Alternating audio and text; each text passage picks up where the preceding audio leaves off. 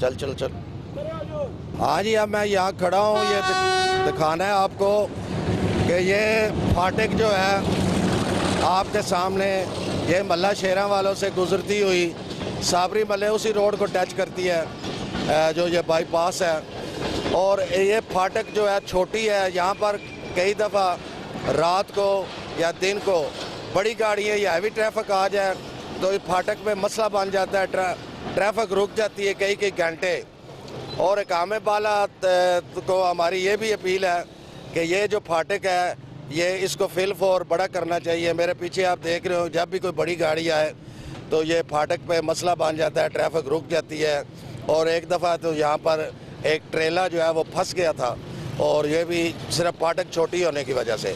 Traffic इस पर बहुत ज़्यादा है, ये कि फाटक ये छोटी आप मेरे पीछे देख रहे होंगे, ये फाटक भी डबल फाटक करनी चाहिए कि यहाँ पर सफरी सहूलत जो है लोग गुज़रते हैं उनको सही तरीके से मुयस्सर हो, यहाँ से वो गाड़ियाँ लेकर आराम से गुज़र जाएं। बड़ी गाड़ियाँ जो ख़ास तौर पर हैं यहाँ पर नहीं गुज़र सकती।